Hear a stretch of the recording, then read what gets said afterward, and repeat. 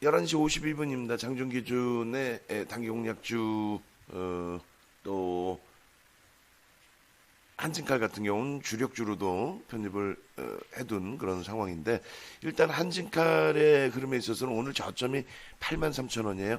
시가가 85,000원 형성돼 있고, 그리고 나서 이제 프로그램 매물이 22만 주에 달하는 매물이 나왔음에도 불구하고 일단은 그 시초가 형성된 흐름 또 변동성 감안했을 때 그 흐름 대비해서는 프로그램 매도 대비 그나마도 하방 정성을 일부 갖고 가고 있는 그런 모습입니다. 일단 그 한진칼의 차트 놓고 보시게 되면 주봉상으로 엉망이 돼버렸어요. 윗꼬리가 쫙 달려버리는. 근데 우리가 이제 바닥을 인식하고 있는 공간에서의 흐름이라면 돌려지면 셋배령의 기준 아주 좋은 그 기준이 되는데, 바닥을 인식하는 기준이죠. 고점 대비 24%나 밀려있기 때문에. 그래서 바닥권에서의 윗꼬리는 뭐라 그랬어요? 바닥권에서의 윗꼬리는 일단 바닥 인식을 잡습니다. 이렇게 되면 이제 비석형으로 이름을 붙여서 해석을 하고 별 2개짜리로 해석을 하죠. 별 2개짜리도 만만치는 않아요. 어찌됐건 오늘 수요일이기 때문에 가급적이면 목요일 금요일 또 오늘 장중 기준에서도 좀 돌려지는 흐름 연출이 되면서 심리적인 안정 부분을 좀 잡아내야 되겠죠. MSCI의 그 편입 그 부분이 무산됐다, 그것이 뭐 그렇게 큰 악재 요인으로 작용될 내용은 아니에요. 오늘 뭐 개인들에게 물량이 떠넘겨진다 해도 개인들 쪽의 기준에서도 뭐 강성 쪽이죠. 유통 물량 없고 변동성이 형성되어 있는 종목임에도 불구하고 들어오고 있는 쪽이니까. 그리고 프로그램 매도가 이만큼 나오는데도 불구하고 어느 정도 일정 범위 하방 경성을 띄고 있다는 거는 지금 뭐 창구 동향으로 이제 NH 쪽이나 삼성 쪽인데, 그쪽이 조금 단기 공략 기준에서의 관여도는 좀 있어요. NH 쪽이 이 정도 범위에서 매수 들어왔다가 돌려질 때 일부 차익 시현 나오고, 그리고 삼성 쪽도 뭐 한 5만 주에서 10만 주 단위는 들어왔다 나갔다 하는 그런 흐름을 가지고 가는데, 뭐 NH 같은 경우는 누적 수급이 일부 있죠.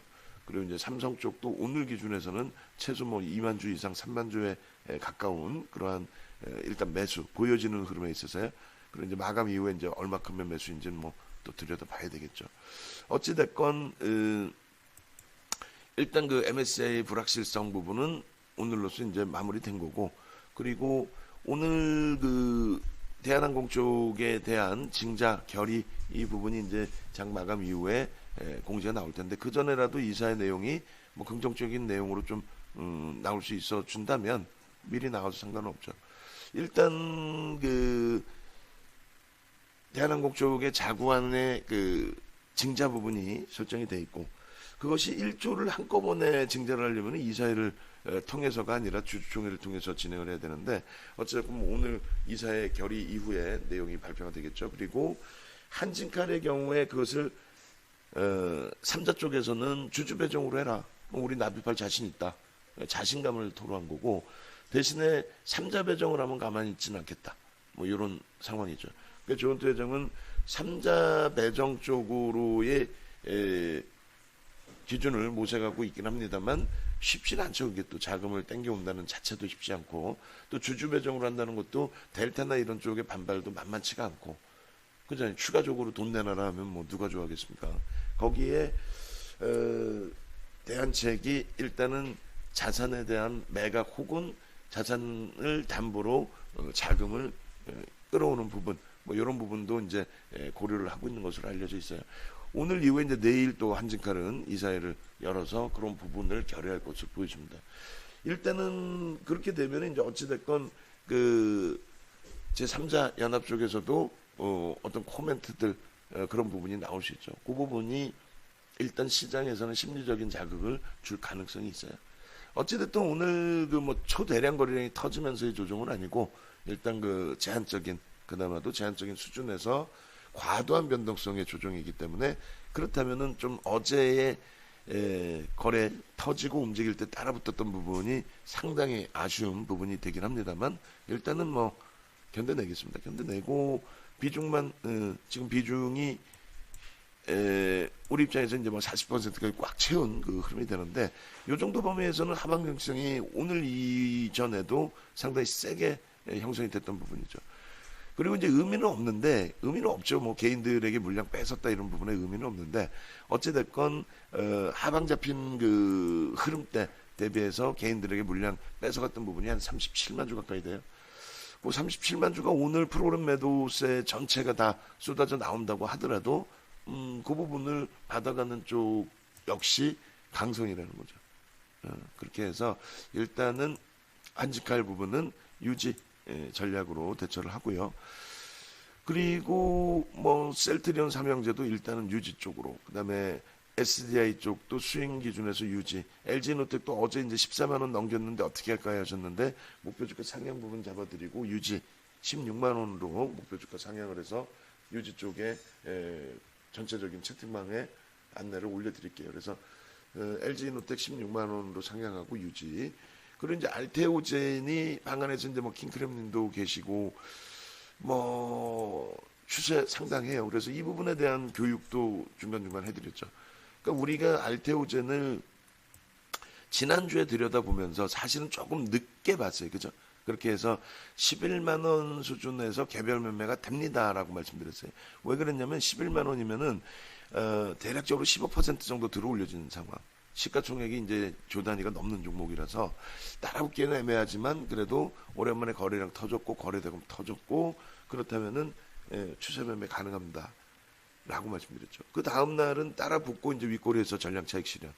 그 다음 날인데 애매모호한, 우리 기준점에는 안 맞는 애매모호한 거래량이었어요. 다만 이제 가지고 계신 분들, 또 신규 접근하신 분들, 그런 기준에서의 추세 부분에서는 추세 매매 가능하다. 그래서 이평선 2개 잡아놓고 매매하시는 방법 설정을 해드렸었죠. 그러니까 이평선 2개 놓고 매매하시는 방법이다라고 하는 거는 일단은 예를 들어서 5일선과 20일선 잡아놓고 20일 주 추세선이 상승 추세의 기준이기 때문에 5일선이 이탈되면 차익 실현, 5일선 올라타면 편입. 뭐 이런 기준이죠.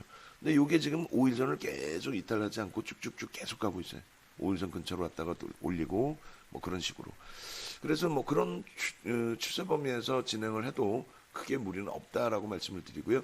그리고 그리고 일단 오늘 기준에, 어제도 마찬가지고 오늘 기준에서 사실상 웰크론하고 그리고 이제 그 파미셀하고 설정을 해드렸는데, 웰크론이 그 단기 성향의 거래량은 터져 있습니다만 고점을 못 뚫고 8,120원 딱 만들고 거래량 터뜨린 이후에 눌려버렸어요. 그래서 손절 범위를 이제 뭐 7,800원 뭐 이런 식으로 잡아드렸는데, 일단은 지금 7,830원이고 그 범위가 살짝 이탈된 게 오늘의 저점입니다. 만약에 이제 가지고 계신다라고 한다면 그 저점이 7,800원이 이탈이 되는 모습이 연출이 되면, 그러면 정리를 하는 게 맞죠. 정리하셨다가 거래 다시 터지면 그때 접근하는 것으로 그렇게 설정을 해드리고요.